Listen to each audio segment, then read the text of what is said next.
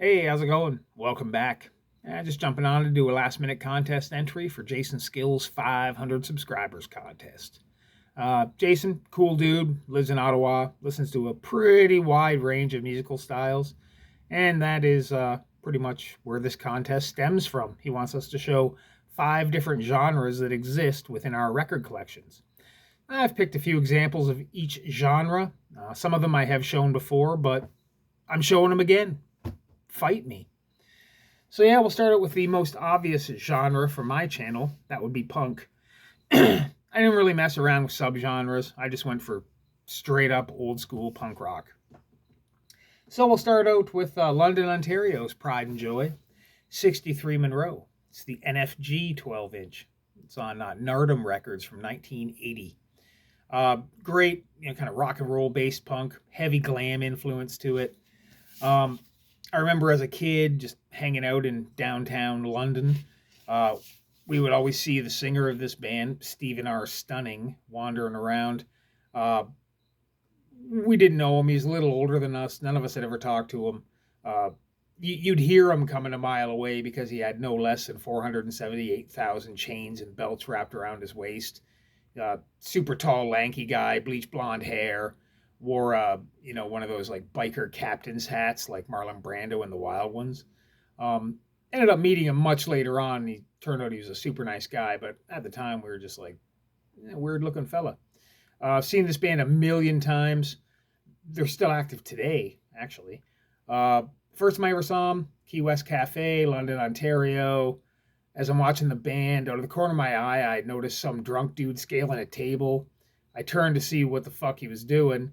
He came flying off it and ended up giving me a Dewey Robertson missing link flying headbutt directly in the face, breaking my nose. I had to leave the show early because the bleeding wouldn't stop and because I'm far too delicate for such things.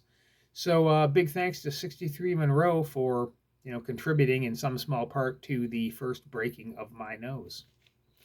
This record's super hard to find. I've only ever seen it maybe like 3 times, and one of those times is when I picked it up. So yeah, it's probably, in my opinion, probably the rarest of the early London, Ontario punk records. Next, we'll stay in London. Demix Tox Cheap, 12-inch, Ready Records, 1979. Great, also rock and roll bass punk. Nice gravelly vocals, courtesy of the late great Keith Whitaker. This is the material by the Demics that I prefer. They had a hit after this with New York City. Oh, well, a little bit more of a regional hit, I suppose. But I like this stuff much better. This is super good. Now, the 63 Monroe record never turns up. This one you see quite often. It's always about $25, $30. So, and definitely worth it. So, this one never in short supply, thankfully. Now we'll head up to Toronto to a band I talked about in my last video, but it's a record that you never see. Viletones, Saturday Night, Sunday Morning. It's on Topaz Records from 1983. And this is a live record. It was recorded in, I think, June 11th, 1983 at Larry's Hideaway in Toronto. I know several people in Toronto that have collected records for years that have never even seen a copy of this, so I guess I'm kind of fortunate to have grabbed the only one that I've ever seen. This is a later incarnation of the Viletones, so it's not, it doesn't have the awesomeness of like the Screaming Fist lineup, but it's still pretty cool to have. Now we'll go to metal. Now, usually when I show metal, it's usually something a little more obscure. I never show the big 4 because I don't give a fuck about the big 4, really. But here I'll show 3 of the more popular ones. The common thread being that they're all Canadian pressings on Bonsai. So we'll start off with Slayer, Show No Mercy.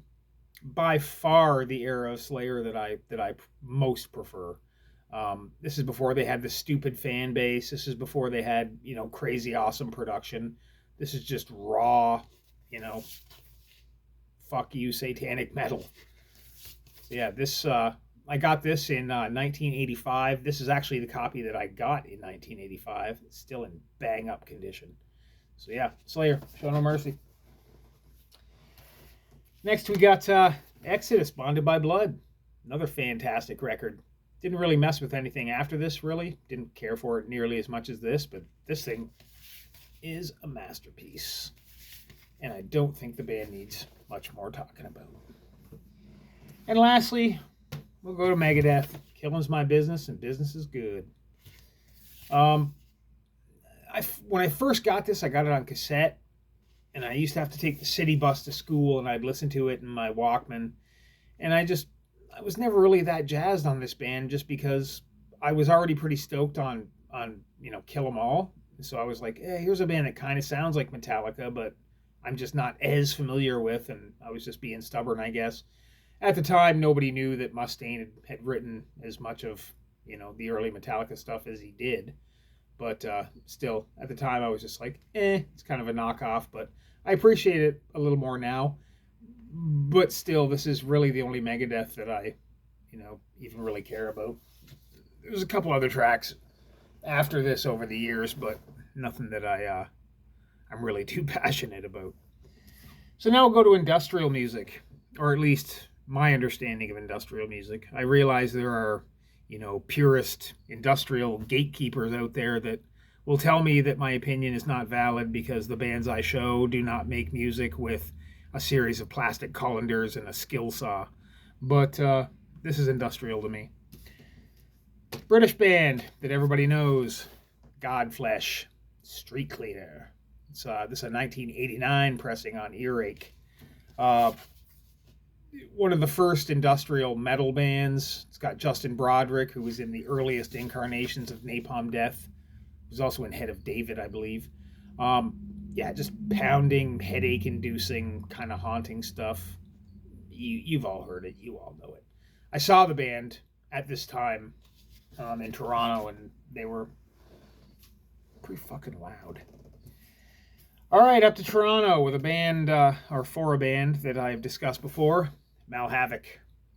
This is The Release and Punishments. It's a double LP set. The Release and Punishments were both separately released as CDs in 1990 and 1991, respectively. This is from 1992. It's on Devotion Records.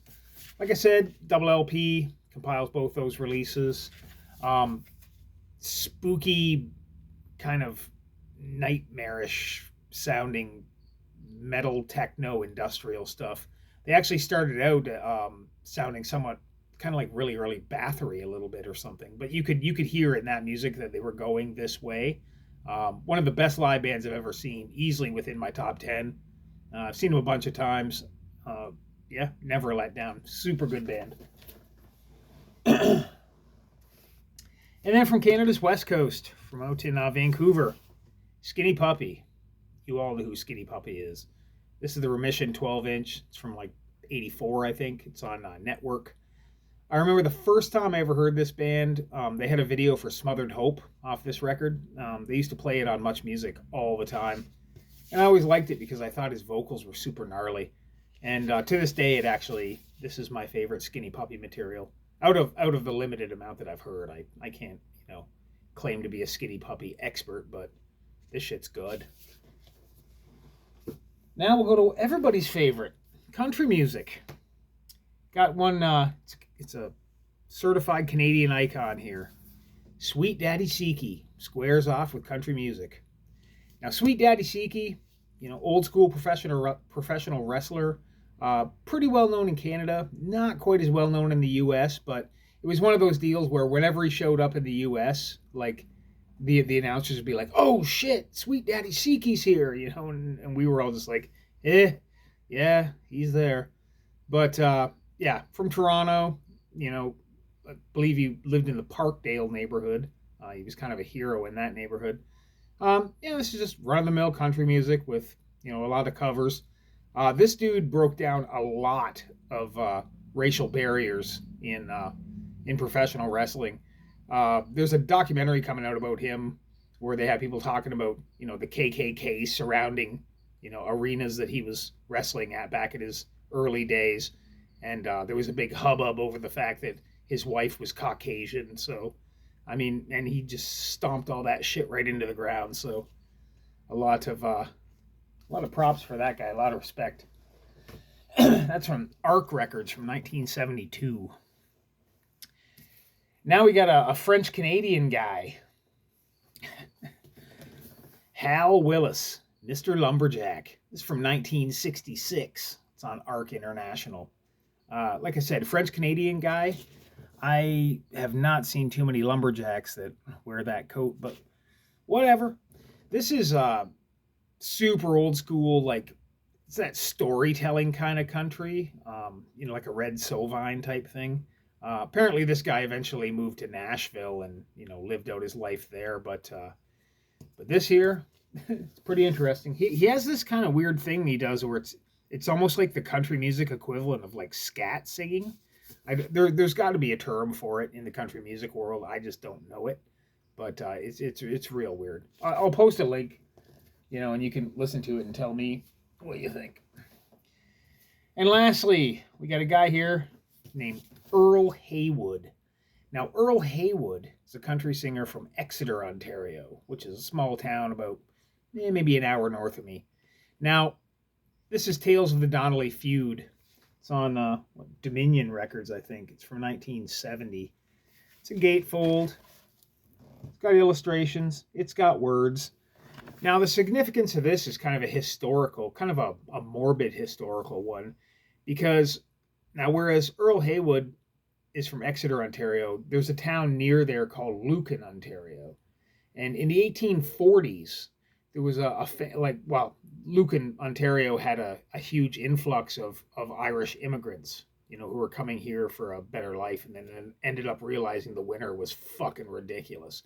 But anyways, there was a family called the Donnellys, and they just weren't liked by their peers. I mean, there's accusations from both sides. You don't know what the real case was, but whatever. The husband, in the Donnellys ended up killing a guy during a fight.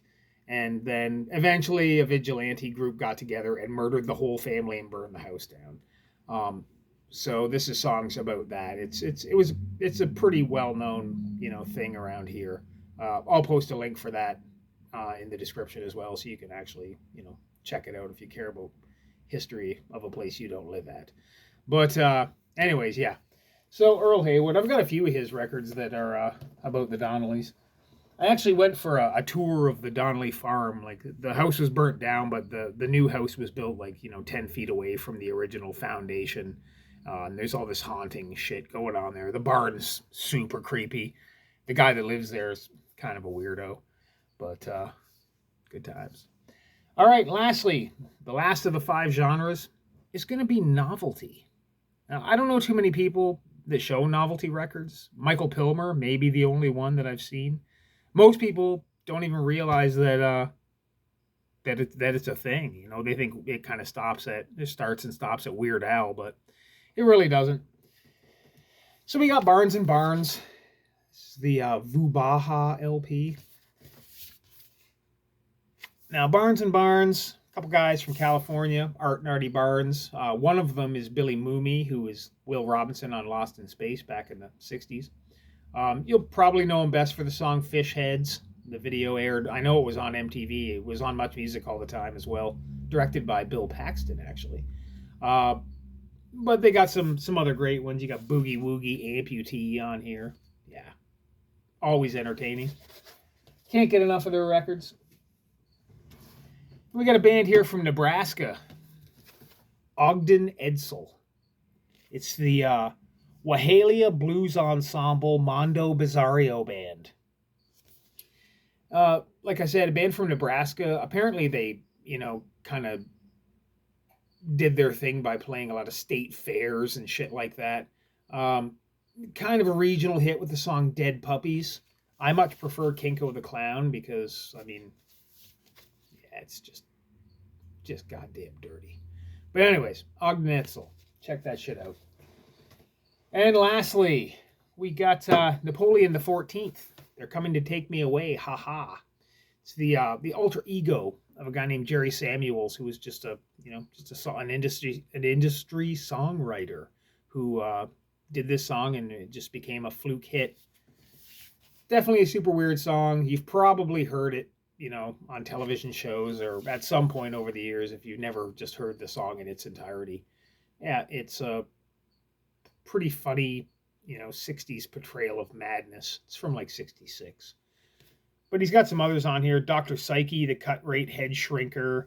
I live in a split level head. That's a personal favorite. The nuts on my family tree. It's got a recurring theme in all of his songs about, you know, madness and insanity. So, yeah, Napoleon the 14th. So, anyways, that's what I got. Congratulations on the 500 subscribers, Jason. I'm sure you'll have 500 more in no time. So, I'm out. See y'all later. Y'all. I'm Canadian. See you all later.